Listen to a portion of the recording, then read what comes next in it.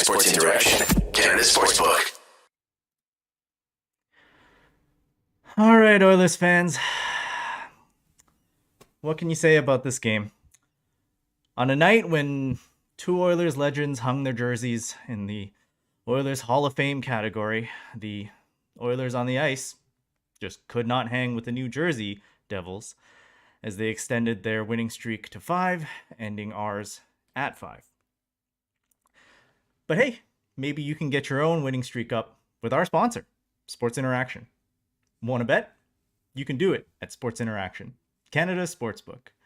Football continues, the World Series is ongoing, and the hockey season is well underway. Bet pregame, live, in play, or on one of our many prop bets. Made for Canadians, by Canadians, Sports Interaction makes it easy to deposit, play, and cash out. Join now and see all sports betting has to offer. Head to sportsinteraction.com/SDPN. That's sportsinteraction.com/SDPN. Ontario only, 19 plus, please play responsibly. Well, on a night when there's not much to look forward to, Zach, what do you make out of this depressing loss against the Devils? Man, the whole game, I thought there was no way the Oilers were losing it. It looked locked up, and it's such a tough game. This is the thing about game over, right? The game ends, and you're right here doing the broadcast. You don't have time to sit. You don't have time to digest. And the fact that the Oilers blew it with like 3 minutes left in the third, oh man, it changes everything about that game. It changed. Like, I didn't feel bad about the game. I know the game, the way that it worked, the Oilers obviously got outplayed for stretches, but I thought it wasn't necessarily like they were getting dominated by the Devils by any means. I thought, it would be 10 minutes in favor of the Oilers and, 10 minutes in favor of the Devils. And it was pretty even in the sense where it was just kind of back and forth action throughout the game. The Devils obviously put up a lot of shots there. They have very good advanced metrics, but I don't think the Oilers played bad. I think if we just go right to the end, Poppy Cove again, if we just go right to the end of the game, one of the things that I think, like, one of the keys for the Devil, the turning point in this game was when in the second period, Mackenzie Blackwood slides across the ice, tweaks something in his leg, gets injured. It's a groin injury. With goalies making the big lunge movements, it's always a groin injury. You hate to see it, and especially with Blackwood, someone who's just been just a guy who's had the roughest shape of luck, and he's not a bad goalie, but yeah, that reinvigorated this Devils team. Well, of course, when Vanacek comes in, the Oilers were on the power play. The Oilers score on their first shot on him. I'm like, oh, it's going to be easy, whatever. But oh my God, what a performance by Vitek Vanacek. That is, I think that might be the best goalie performance the Oilers have seen this season. Robbed Bouchard on a 2-on-1, robbed Draisaitl, he was making fantastic saves. I think at the end of the game, what this comes down to is the Oilers never capitalized on their chances, and full credit to Vanacek for, stopping the Oilers from capitalizing on the chances. But there's a specific play that I think of, that could have been where the Oilers could have gone right back up by 2 right after the Devils came back and, got 1, and it was back to 3-2. I can't remember who was on. I think it was Draisaitl and CC were on a 2-on-1. Draisaitl feeds it across the ice to CC. Wide open. Everyone from the announcer to me on my couch jumped up. I screamed, "Let's go. We got it." And all of a sudden the Devils are going back the other way, and I have no clue what's going on. And Cody Ceci just completely flubbed the pass. Just the tap in. Patrick Stefan. He just couldn't get his stick on it, and it went off his, skate and whatever. And, the puck went the other way. But I think, that goes in. It's a completely different game, right? Overall, I want to say, for me, the turning point in the game is the Blackwood injury and the play of Vitek Vanacek. What do you think, Dennis? Honestly, no discredit to the Devils. I think New Jersey, there's some folks going on in chat talking about luck, talking about their 5-game win streak. It's not luck. The New Jersey Devils, because of how poorly they've played in seasons past, have this terrible sort of mojo going on with their team, similar to, not quite as bad as Buffalo, but similar to that vibe, where people discount them. And you just associate them with losing. You associate their team with losing. You think, oh, they're winning right now. It's just because it's the first 10 games, 11 games. It's not luck. This team is good. The Devils are playing great.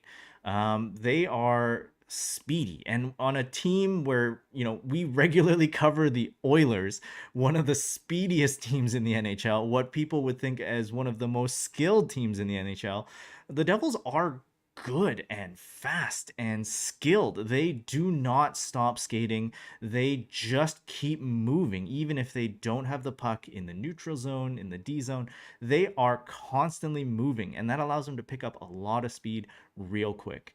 And all of the time, like, I think when you have a play like this where the Oilers come out, they didn't play a poor first period. I think New Jersey had a little bit of a jump on them, especially at the very, very start. But the second period was all Oilers. Edmonton dominated that second period. And of course, that's when the Blackwood incident happened. No harm, no foul. It's just a shame no one got penalized. And from that point on, the momentum shifted. We go into a third period where I'm sure Lindy Ruff had something to say in that locker room. And New Jersey just played the third period with 110%. If this is Goku, this is Ultra Instinct. They just would not stop. They were relentless on every puck. And the Oilers came out very flat-footed. Not just the typical, we could have had a little bit more of a chance there. Barry, Niemelainen, they played pretty rough today. And Really? as soon as I think they were awful, even in the very first period, I wrote that I was very concerned about their shifts. See, that's funny because that's where I completely opposite. And I've shit on Barry like almost every broadcast we have. But I wanted to write that tonight. I wanted to note that tonight I thought this was vintage Tyson Barry. Besides the play on the third goal, obviously where the Devils obviously scored to tie it up. I thought Tyson Barry actually had a particularly strong game. I really didn't note any Oiler that was playing bad. I just thought the Devils are a really good team. They're a really fast team. I noted that the Oilers, good, like, their strongest skating defenders, like Kulak and Nurse specifically, stood out. I thought Tyson Barry, this is the best I've seen him skate, maybe as an Oiler, besides like in the playoffs. I thought he played particularly strong. I thought Nemo, when he's handling, we saw again a lot more puck handling from him. And when Nemo has the puck on his stick, especially when he's trying to make plays under pressure in the D zone, and because the Devils are so fast, they're able to get on him really quick. I think that's where Nemo struggled. But I think I want to say that, Barry, I don't think he struggled particularly. One thing I noticed about the Devils that you kind of touched on a little bit, but one of the things that I noticed their forwards do, a lot of times in the Oilers, they'll have their forwards like kind of waiting up along the half wall, and they'll pass it back to the defenseman if there's no play for them to get into the zone. But I noticed the Devils forwards, they kind of go for like a little skate a la McDavid. They have these four sets of really small, speedy wingers that they just hang onto the puck a lot. Because, we both watched hockey for a long time. You almost think about, you're like, oh, that's weird. Like, you think what the players should do based on what you're used to and kind of what you expect. So when you see what the Devils are doing with their forwards when they get possession of the red line, it was something I didn't expect. They're just so fast and so relentless that I think it did give Edmonton a little bit of problems. But also, I do want to say, I want to give Stuart Skinner full credit. He stopped a ton of shots. The Devils put a ton of pucks on net. I don't think he played bad by any means. I'm not worried about him. I'm not like, there's no reason to discount him. But we talked about this before. Yeah, agreed. We talked about this before. Skinner probably let in the two of the weakest goals he's let in his entire career. The first goal that was caught, he was just caught sleeping essentially, or it was the second goal the Devils scored. He was just caught sleeping right off the faceoff. It's, that's going to happen from time to time, but it's not necessarily a great goal to let in. And then the squeaker that just goes right through his 5-hole. McLeod goes and he hits Ryan Graves, right? Graves is falling down, and on the broadcast, they called it a knuckleball. It's the best term. Stuart Skinner was expecting it. One velocity comes another, and completely, the trajectory changes right through the 5-hole in the net. And it's really when he's trying to close off, that his skate blade just nicks the puck and it just gently bobbles into the net. There's not any goal here that I would say the New Jersey Devils worked hard for every goal. And some of them were on Skinner. Some of them were just a bit of a knuckler, like really tough to stop. I think even the Wood goal, where he was sort of like just received an errant pass and he just flung it on net for that one-timer. That one had a little bit of an on edge to it, and it went right into the corner past Skinner's shoulder. I thought that one was tough too. You could see though, and it hurts my heart. This is an Oilers focus stream. It hurts my heart to see Skinner, when he let in that fourth goal, just collapse head down. You could tell He that felt one bad. hurt him. That one felt so bad after he had stopped like 40 shots. It stung. And Mhm. I'm hoping that this doesn't start a cold streak for him. I'm I don't hoping think it that will. he bounces right Well, back. then we'll go back to the New Jersey game in a second. We got a ton more to break down, but just quickly, because we're on the topic of goaltending now, I going into Dallas, I thought it was a foregone conclusion you'd start Skinner anyways, just because of the way the goaltending's gone the last game. Does this result change the way you're thinking about the Dallas game going forward? I think with Dallas, you have almost like a weird sandwich game here. You had Nashville, which was a hard hitting team, and you have Dallas, which is another team that likes to play physical. They like to go for the body. And in between, you had this like highly skilled game. So I almost fear now that we have an over adjustment in the opposite direction. And for that reason, I think I go with Campbell. Like Yeah, Campbell that has was gonna be proven my that thing he too. is Campbell's proven that he might not be the world beater, but he is stable. He will give you a good start. 3 goals perhaps let in. You got to score 4, maybe 5. You But know what we've this known that the goaltending? Oilers can do Oh, that. you Go know ahead. what this goaltending performance reminded me of? A lot of this was almost. We've talked a lot about Mike Smith, in the past Buckle broadcast. This was a patented, almost Mikko Koskinen game where he was just so solid, so calm, so positionally sound for the entire game. And Mikko, there was a game against Florida last year where he got peppered for like 46, 47 shots, made a ton of saves, kept the Oilers in it. And there were portions of this game where Skinner did keep the Oilers in it. And and then you just let those leakers in, where that's the patented nickname, Liko Koskinen, right? Like just goals that shouldn't. Noted Gordita crunch lover, Nico Exactly, Koskinen. exactly. Nico This to Koskinen me was a is Mikko Koskinen game, and again, I believe so much in Stuart Skinner going forward. I'm not worried by any means. I just wanted to say it's a one off. These type of games happen to every goalie. When you're a goalie, you're gonna have worse games and obvious. But I do think I'm confident Skinner will bounce back. But I do like what you're saying about Campbell going forward into Dallas. One thing also that I think there's a lot of negatives. There's a lot of things we can sit here and harp on. One thing I will say that was pretty good tonight. The Oilers, they were perfect on the penalty kill, which is yes. always a positive considering, how Special bad the teams penalty kill. tonight. Special teams. If it wasn't for this final 2 minutes in the third period, I had wrote down what won them this game: Stuart Skinner and the special teams.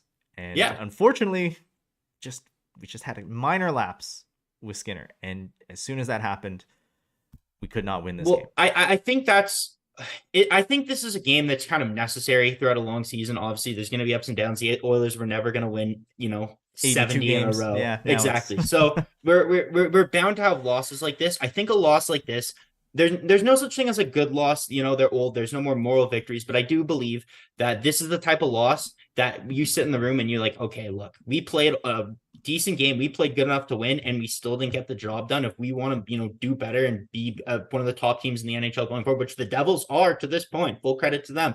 And to compete with, as weird as to say, the New Jersey Devils, you need to play harder and you need to play better. And I think this is, as much as I hate using the term like learning experience or moral victories, this is one of those games that I think like I almost expect them to come out really hard now against us. Like I think they'll have in for a really strong third period, because like even you saw if it wasn't for Vitek Vanacek, a couple missed nets or whatever, even at those last 3 minutes when the Oilers turned the pressure back on, they easily could have scored. A couple things go different ways. Like Hyman tonight, Hyman did everything but score. He was an absolute dog on offense. Another great game by Zach Hyman.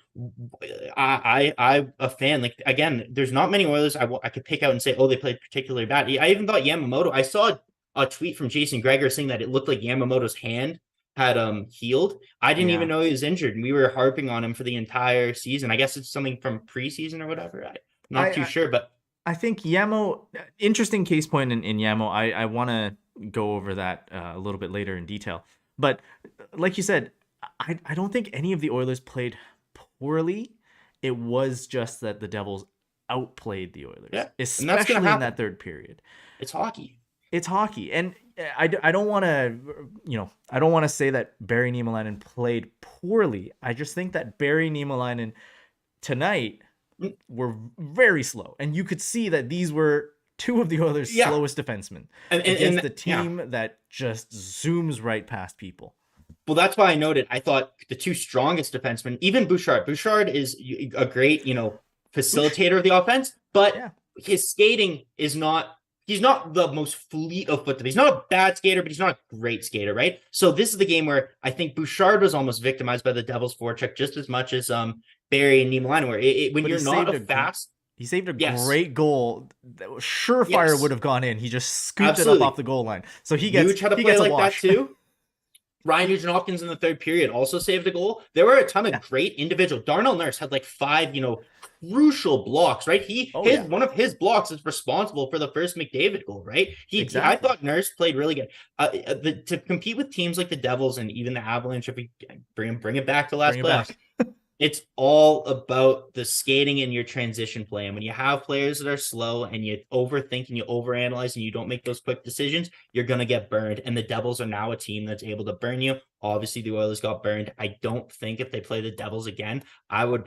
With Sports Interaction, I'll put all my money on them winning that game. I don't think that a result like this happens I again. don't know how high that betting percentage would be. So, when it comes down to it as well, the NHL it's shifted now, right? We are seeing the NHL become a very speed oriented, skill oriented league, and Mhm. I think no one knows that better than us and everyone that got bulldozed on the way to the Avalanche's first Stanley Cup, because Cale Makar is a world beater, and you could see that when you have defensemen that are able to just rush up the ice, drive the offense, they can cause just absolutely magical things to happen. I mean, we have to expect that all NHL defensemen now have to skate at a higher level than before. And I wanted to bring up the fact that we have Broberg, who is Mhm. noted for Good his point. skating down in Bakersfield. I haven't checked in. I don't know what I his think stats he's are so just far. started playing games again. I haven't checked on the stats or anything. I know he was injured. I think he's come back. He's just started playing games. I assume sooner rather than later, one of Niemelainen or Murray will be sent down and Broberg will come back up. They're going to want to get Broberg playing. Everyone knows he didn't have a fantastic preseason. Doesn't matter. Just based on draft status alone, they want to get him in the lineup. And you're right, actually. I do think that that'll help. Broberg, we've seen his transition play.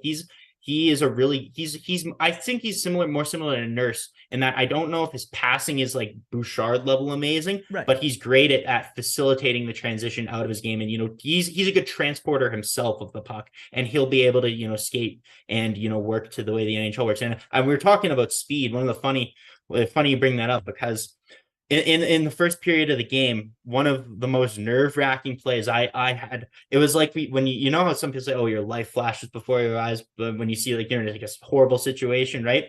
When McDavid is flying up the ice full speed, and they showed it on the Right. broadcast later when he gets up to 40 kilometers an hour, and he gets tripped by a devil, and you see him on all fours, and he's sliding into the boards, and my heart dropped through my chest. At that point, that's all. I'm like, oh my God, I see him. Like it was so eerily similar to the play where he broke his collarbone and he's going like I was going 30 kilometers an hour last year, and I snapped my car axle. McDavid's going 40 Oh, kilometers an hour.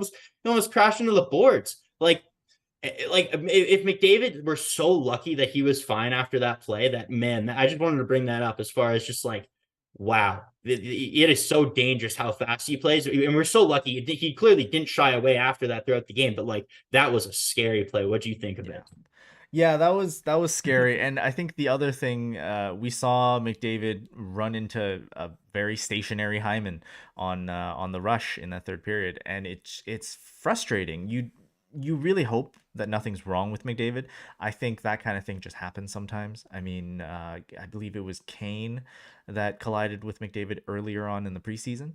so that Oh, kind of Hyman thing and McDavid crashed into each other later tonight too, and McDavid tonight. was on Yeah, another rush, right? Yeah, it just happens. it just But happens sometimes.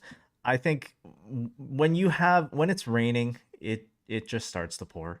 Let's change things up a little bit. Let's go into a lighter note. Speaking of McDavid, I wonder if he got ribbed during that power play when he absolutely fluffed that one-timer. Just a swing and a miss. He's been trying for those one-timers a lot this year. I remember at the beginning of last year, he smoked one, and then they asked Draisaitl after in the interview what he thought of it. He goes, it was a little fluffy. It was a little fluffy. Exactly. Tonight, I think this year, all of McDavid's one-timers have actually been fluffy. But, he's got, 12 goals in, 11 games now. So, yeah, this is the best we've seen him play. And you know what? It's funny because I noted before this, we come on the broadcast and the Oilers have, won a lot more than they've lost this year. And we've talked so much about all the great things about what Hyman's doing, Hyman, Nuge, Nurse, Bouchard, everyone.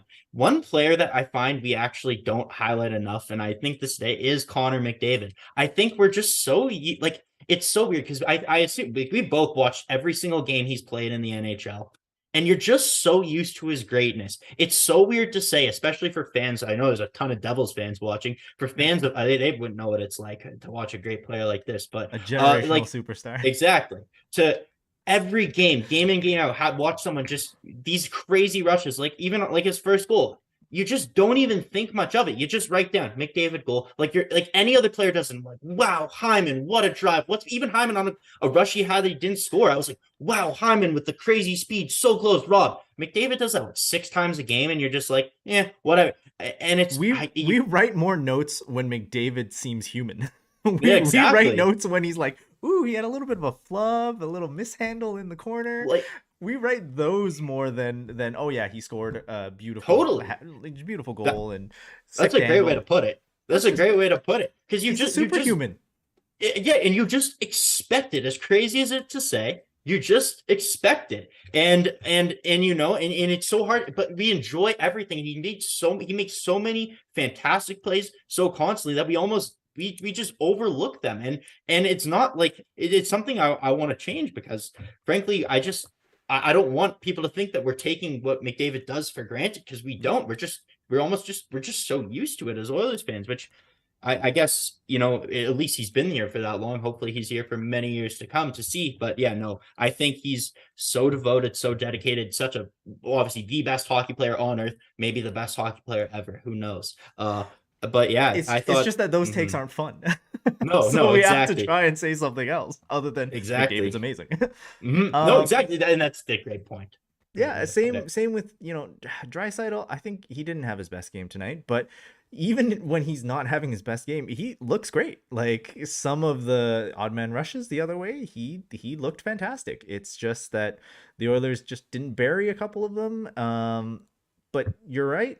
We have 2 superstars on our team. And when you watch them game in and game out, you get kind of just even in a game like tonight where the Oilers, they blew it 3 minutes left, we could sit here and be so depressed and sad and pick apart, everything that happened in those last couple of plays. But if we just take a step back and we saw a fantastic Leon power play goal, we saw McDavid score his 12th goal in 11 games, we are so blessed to watch these guys day in and day out that, they make losses like this feel not as bad as they could. Leafs fans, the way they were acting after the Anaheim loss, you'll never catch us doing that, right? Even when the Oilers could go through, they went through a horrible losing streak last year, and when you have those guys on your team, that there's just greatness around every corner, and you're not worried going forward. It's just so reassuring. I've heard them. Elliot Friedman always calls them nuclear weapons, and that's what they are. They played fantastic. We casually refer to putting the 2 of them on a line as the nuclear option, and we don't have to explain. We just say, "Oh yeah, Jay went with the nuclear option," and that's all we have to say, because we know that when those 2 are on the ice together, they create some kind of magic. Let's move on to another highlight for me tonight. The fourth line. Holloway got his second NHL point. Another tip in by Derek Ryan, just a beautiful redirection. Second in 2 games. So yeah. Hey, what did you think about that fourth goals? I thought the fourth line played really good. It's funny because the game goes a different way, and that goal doesn't go in. We're having a completely different conversation about the fourth line because earlier in the game, one of the Devils' goals, their second goal, the Miles Wood's second goal of the game, Yeah. comes right off of Holloway not the giveaway. best giveaway from Dylan Holloway, and you see all the points come out. Oh man, should he be in Bakersfield? Whatever, but full credit to them. They come out a period later. They get sustained pressure. Holloway makes an amazing pass right into the slot to Tyson Barrie, who shoots it on net, tipped in by Derek Ryan. And, again, if we can, obviously this production is not going to, go on forever. It's going to ebb and flow. But to see the fourth line playing like this, it's really reassuring. And again, these are just all positive signs going forward. And there's some negatives, but like, this is why I said, I don't think the Devils came out and beat the Oilers. I think the Oilers just blew it. There's just a couple mistakes that ended up in the back of the net that, and some games, like the bounces go a different way, and they 9 times out of 10, they win this game, right? Like it's just an unfortunate situation, but I'm not, I should be more devastated than I am about the loss. When I came into this broadcast, I was really upset. And now just sitting on here talking it through with you, I feel almost a little bit better about it. Obviously one thing I think we need to mention it before we, can't end the broadcast is it was the opening night induction for the Edmonton Oilers Hall of Fame. And, two, longtime Oilers greats were inducted into the Oilers Hall of Fame. You're not old enough to have watched Lee Fogelin play, so I'm not going to ask you about a Lee Fogelin memory, but I'm sure you've watched a ton of Ryan Smith in your life. You talked about the 06 Cup run when you came on. What were your thoughts watching that? I'm sure you watched the pregame speech, and what were your thoughts watching that, and what's your favorite Ryan Smith memory? I mean, the one that struck me most to my core, the deepest memory, it's unfortunately a sad one. It's when we saw the photos of Smith teary-eyed in the airport. But if we're going with a happy moment, and that's what I really want to do on a night like tonight, my favorite moment has to be just during that 06 playoff run. You saw Smith just take pucks in front of the net. I was a relatively sheltered child. I did not play much street hockey up until that cup run.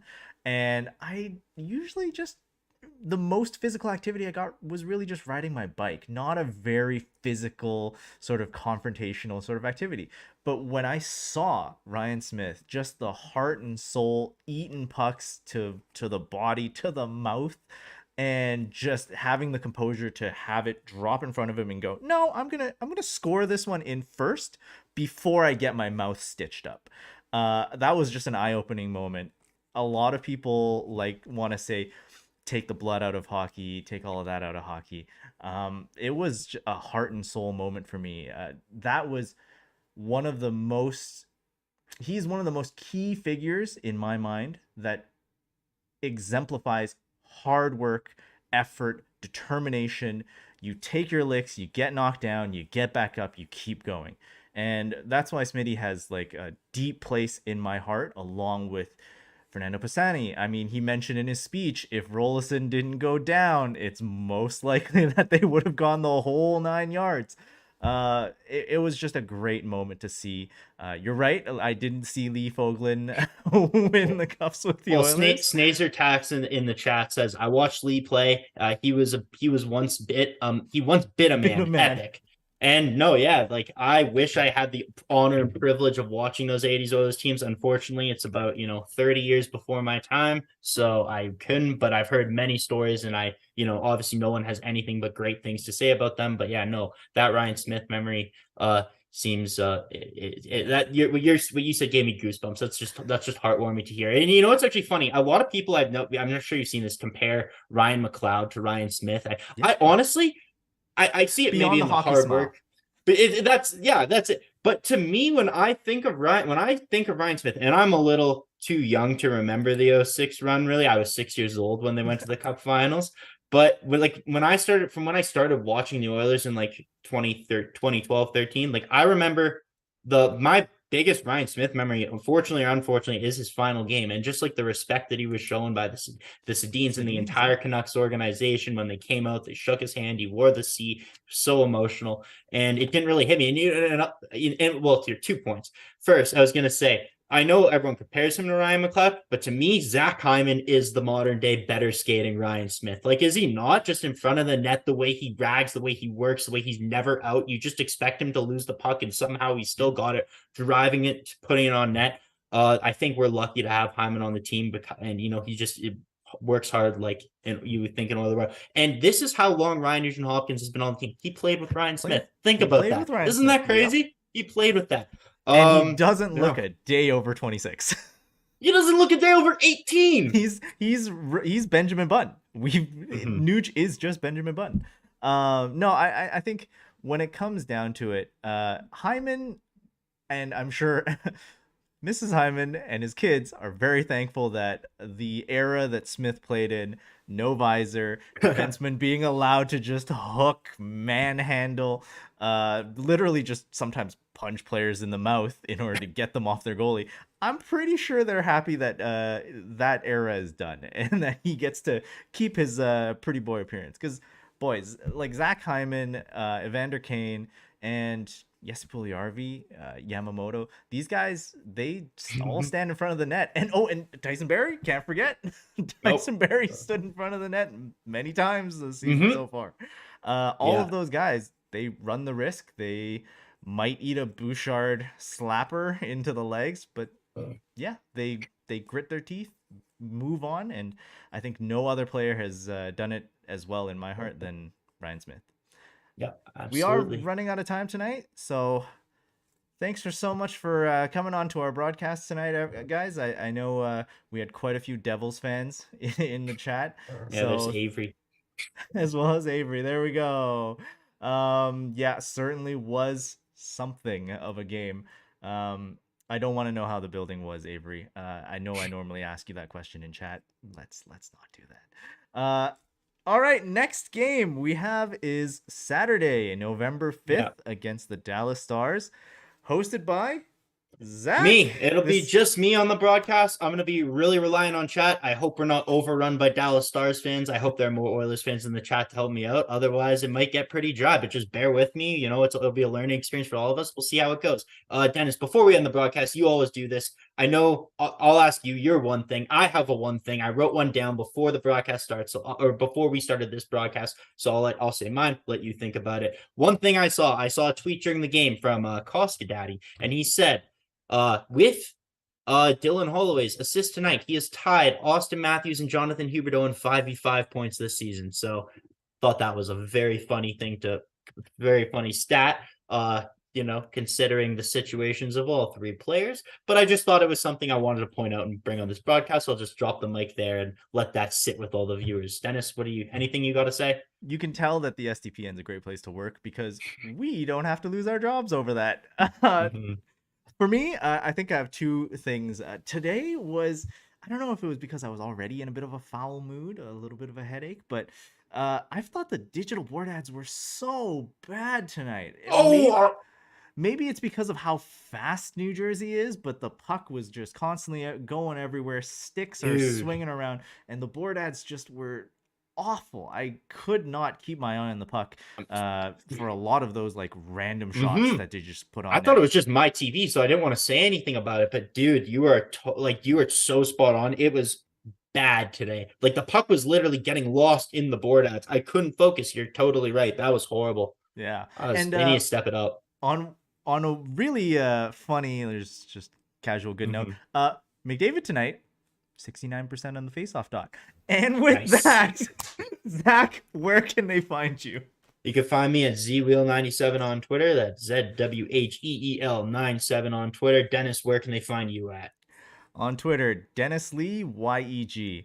Yes, like I mentioned, Zach is going to be doing his first solo cast, 2 p.m. November 5th. It's a Saturday matinee game against the Dallas Stars.